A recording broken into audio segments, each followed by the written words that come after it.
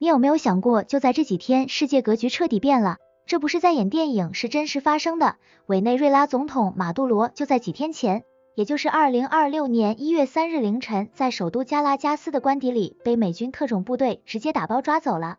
现在他正坐在纽约的联邦监狱里等住受审，身上穿的是囚服而不是总统西装。这件事简直疯狂到了极点，这不是简单的飞机被扣，这是2战以来罕见的美国直接动用武力抓捕一个主权国家的在任元首。这场代号为绝对决心的行动出动了超过150架战机 F-35、F-22在夜空中盘旋，整个加拉加斯的电网被电子战瞬间切断，整座城市陷入黑暗，特种部队携带着重型炊具直接切开强化肛门，马杜罗甚至连逃进安全房的时间都没有，就被美军从床上拖了出来，整个拉美乱成一锅粥，全球油价跟住心跳加速。很多人看新闻觉得，嘿，这独裁者终于倒台了，南美洲要民主了。但我告诉你，如果你只看到这层意思，那你这辈子注定就是被收割的命。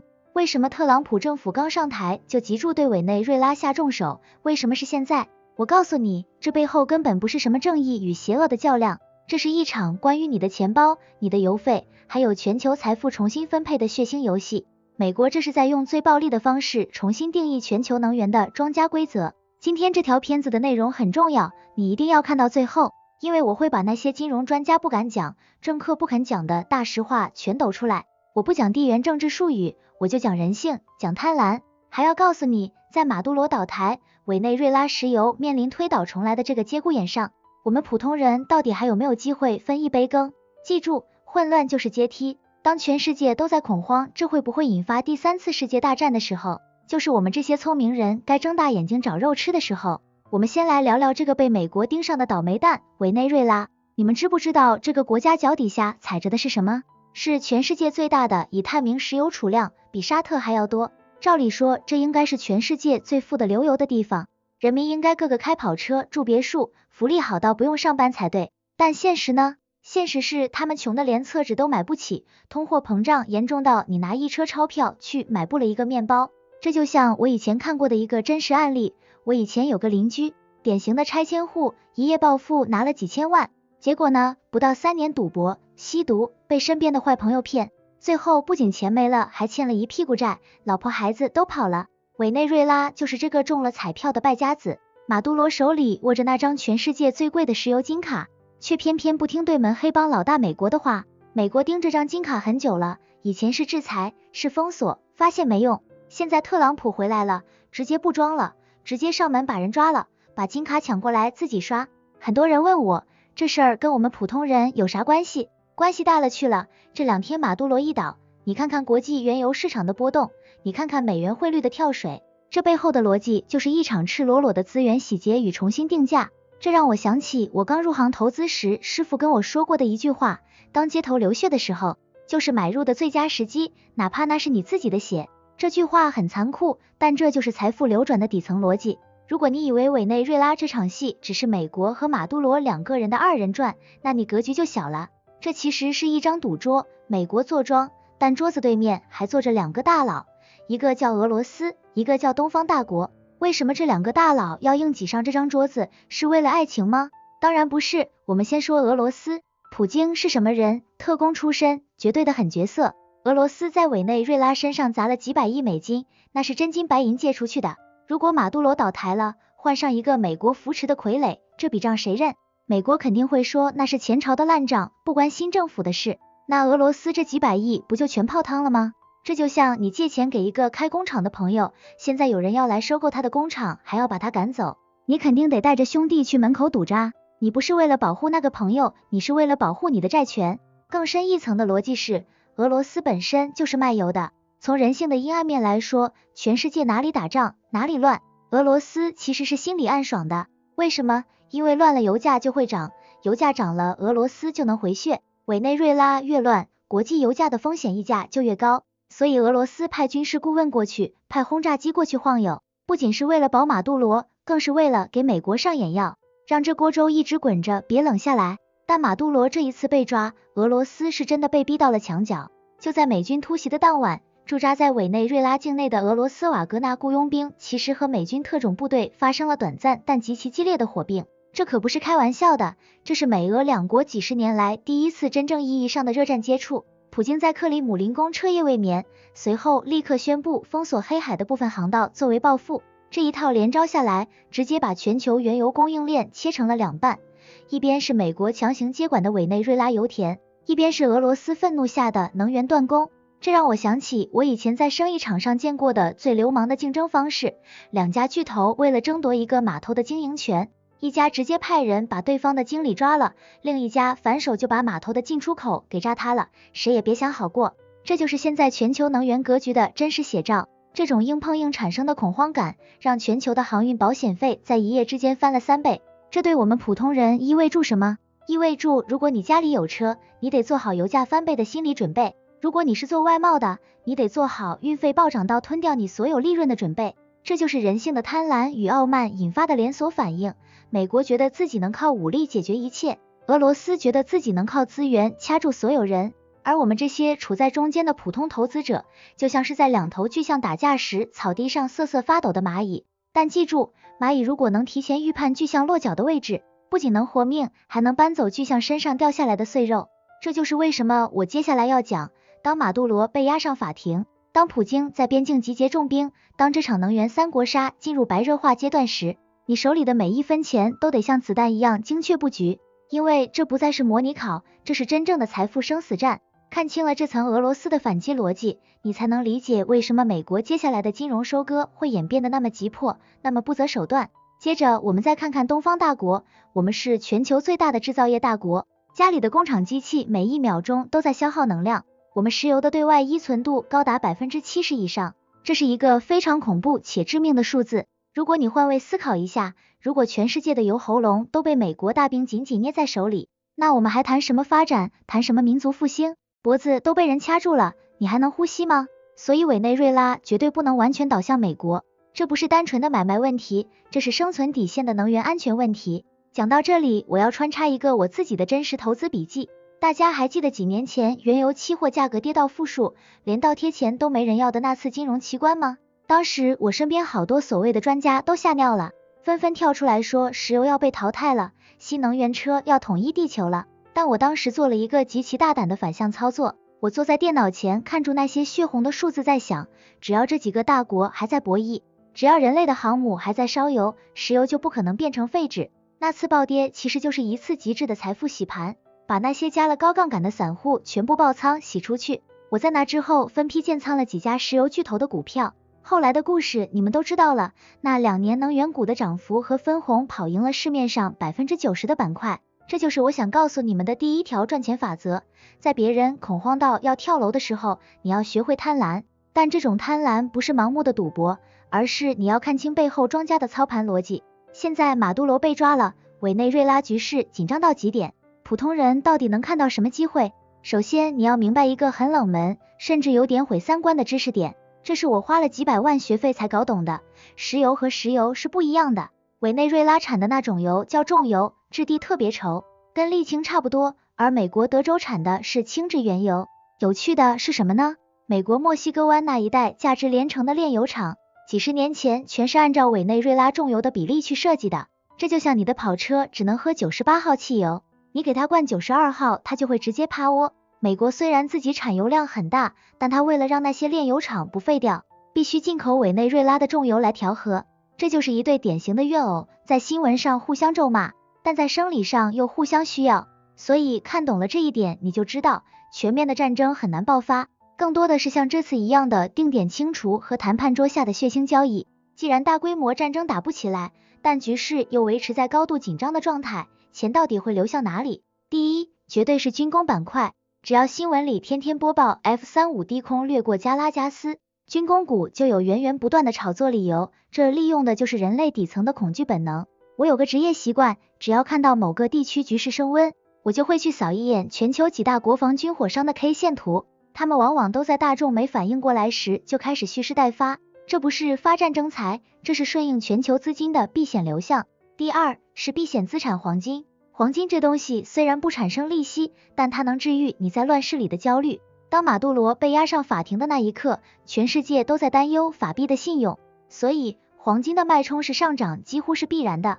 但我必须要泼一盆冷水，很多人看完视频脑子一热就想冲进期货市场玩杠杆，那是纯粹的自我毁灭。地缘政治的消息是就像过山车，早上新闻说要和谈油价就暴跌，下午说谈判破裂油价就暴涨。你如果没有那种抗压的心脏和专业的交易系统，就老老实实做现货埋伏。对于我们普通老百姓来说，最好的策略就是像猎人一样在兔子必经之路上挖坑。未来的能源格局绝对是旧王将退，新王将立的混乱期，在这个时期，波动就是你最好的朋友，也是你唯一的财富梯子。如果你手里有闲钱，别再去盯着那些估值几千倍的科技泡泡，分一部分仓位给那些每年稳定分红的能源龙头，再分一部分给新能源链条的上游资源，这在金融学上叫对冲。不管这几个大国怎么打，人类对能量的渴求是写在 DNA 里的，谁掌握了能量，谁就是下一阶段的赢家。好了，接下来的部分我要带你们进入最深层的阴暗面，我们要聊聊那些不能说的货币秘密。马杜罗被抓之后，美国到底在布一个什么样的金融局来收割全球的中产阶级？很多人看不懂，觉得这就是抓个坏人，但我告诉你，这背后是一套精密的财富抽水机逻辑。首先你要明白，美国现在最大的问题是债务高涨和通胀压不住，他们急需一个巨大的优质资产包来给美元信用背书。委内瑞拉那几千亿桶石油就是最好的抵押品，当美军接管了加拉加斯，华尔街紧接住就会启动债务重组大计，他们会先把委内瑞拉原来的债务全部宣布为非法，然后发行由美国担保的新债券，这本质上就是把全世界最大的油库证券化了，然后收入全部进入美国控制的账户。这对你我有什么影响？这意味着美国重新拿回了全球能源的定价权，他想让油价涨来收割消耗国，油价就涨，他想让油价跌来打击对手，油价就跌。你的开车成本，你的物价涨跌，以后全看特朗普的发推速度，这就是最隐形的跨国税收。而且最阴险的是，美国会利用这次行动制造全球性的安全焦虑，让大量从新兴市场撤出的资金为了避险不得不流回美国去买那些高位的科技股和国债，这就是所谓的赶羊入圈。等大家都进去了，他再通过加息或缩表来一波收割，让你手里的钱在不知不觉中缩水。这就是为什么我说马杜罗被抓只是个引子，美国真正要抓的是全球流动性的总阀门，他们要让全世界明白，不听话的代价就是资产清零，而听话的代价就是乖乖交出你的财富支配权。这就是一场针对全球中产阶级的降维打击式的金融猎杀。如果你还在傻傻的分析地缘政治，却没看到这背后的账本，那你就是这场局里最底层的代价。看清楚了这层金融局，你就能明白为什么接下来我说的避险策略是你的救命药。好了，我们终于聊到了最核心也是最残酷的部分，这就是我今天要送给你们的幸存者指南。你要明白，马杜罗被抓这件事根本不是一个人的倒台，它是全球财富规则的一次暴力格式化。马杜罗现在还在纽约南区联邦法院受审，他不认罪，甚至在法庭上大喊自己是战俘，但历史从来不听失败者的辩解。我们关心的是这场戏演完，我们普通人的钱包会发生什么？委内瑞拉的今天会不会是别人的明天？答案是肯定的。你以为委内瑞拉人天生就穷吗？在70、80年代，那里可是南美洲的巴黎，中产阶级喝着空运的进口红酒，周末就飞去迈阿密疯狂购物。那时候的他们就像现在觉得岁月静好的你一样，觉得这种日子会天长地久。结果呢？因为选错了庄家，因为国家信用崩塌，一夜之间货币贬值了100万倍。你辛辛苦苦存了一辈子的公积金和存款，本来能买一套别墅，现在只能买1斤注水的猪肉。这就是我今天要讲的重点。在主权信用崩塌和武力干预面前，你手里的法币纸钞连厕纸都不如。所以很多聪明的委内瑞拉年轻人这2年宁愿去挖矿，要去拿比特币，要去换泰达币，也不要当地的货币，因为那些数字资产不归马杜罗管，现在看来也不归抓他的特朗普管。这不是在教你炒币，是在讲极端环境下的生存逻辑。当权力失控的时候，去中心化的资产就是你唯一的救命稻草。这也是为什么我一直建议资产配置里必须有那么一小块防火墙资产。未来的剧本会怎么演？特朗普这次抓人标志住美国优先正式进入了武力执行阶段。美国想通过控制委内瑞拉来彻底重塑石油美元的霸权，这标志住以后谁不听话，谁的资产就要被清零。面对这种越来越硬核的未来，我有3条发自肺腑的具体建议。第一，必须拥抱硬资产。什么是硬资产？就是那些地球爆炸了也有价值的东西，食物黄金是，核心城市的优质地段是，垄断性的能源股权也是，而那些靠讲故事吹出来的概念股，在动荡年代会跌到你怀疑人生。以前你可以靠运气赚钱，以后你只能靠认知的深度来守财。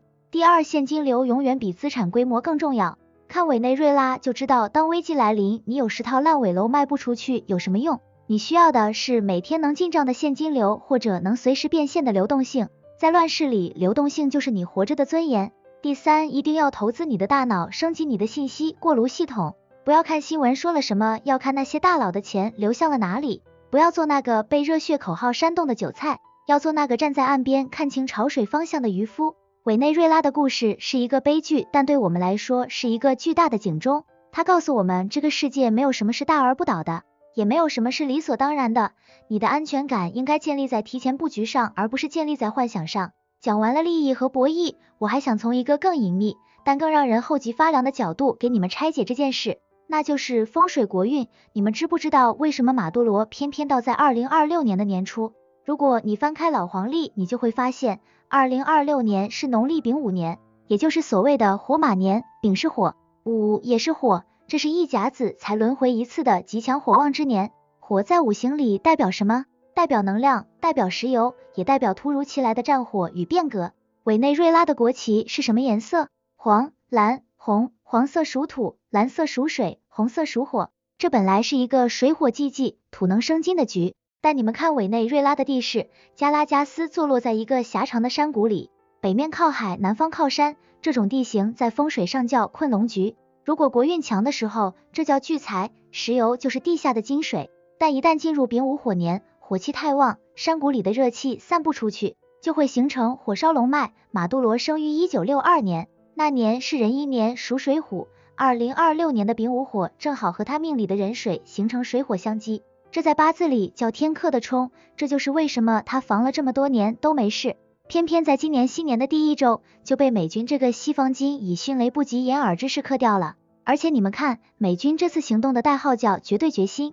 特朗普这个人从面相上说，那是典型的火型格，他这种刚猛暴躁的气场在火马年简直是如鱼得水，这就是所谓的时也命也。马杜罗想靠地底下的石油黑金来对抗美国，但他忘了，当火旺到极点的时候，金会融化，水会枯竭。加拉加斯那座总统府米拉弗洛雷斯宫本身就建在断层带附近，气场本就不稳。这几年马杜罗为了稳住政权，在里面搞了很多东方的、拉美的玄学仪式，但终究挡不住岁月流年的冲刷。这告诉我们一个最深刻的道理，当天时不再忽悠你，当地的灵气被耗尽，你手里握着再多的资源也守不住。这次马杜罗被抓，在玄学上其实是委内瑞拉这条南美油龙被强行斩断了龙头。未来的几年，这片土地会进入长达数载的焦土期，直到火气退去，金水回流。所以大家看投资不只要看财报，更要看天时。如果你在丙午年还在死磕那些跟火相克的行业，那你就是在逆天而行。看清了这层国运玄学，你就能明白为什么这场抓捕是天罗地网，无处可逃。讲了这么多，我最后必须做一个非常严肃的风险提示。以上所有内容全是我基于2026年最新局势的个人观察和逻辑推演，这仅仅是我的个人意见，不构成任何绝对的投资建议。市场是会吃人的风险，要你自己评估。你的每一分钱都是血汗钱，下单前请务必自己思考。赚了钱不用谢我，亏了钱也别骂我。成年人要为自己的选择负全责。做这种深度的内容真的很累，要冒着风险讲真话。看完今天的分析，你觉得美国这次跨境抓人到底是为了正义还是为了抢油？你觉得下一个被盯上的会是谁？欢迎在评论区留下你的看法，我们一起交流。如果你觉得今天这条片子对你有启发，请一定不要吝啬你的关注，请大家点赞、分享、转发给身边还在睡梦中的朋友，就一个是一个。我有一个小请求，请在评论区留下人间清醒这4个字，这不仅是对我的支持，也是给你自己的心理暗示。从今天起，你要做一个看透本质，不再被随意收割的人。关注我，带你在这个混乱的财富洗牌时代，做一个清醒的渔夫。这里是赚钱角度，我们下期视频不见不散，拜拜。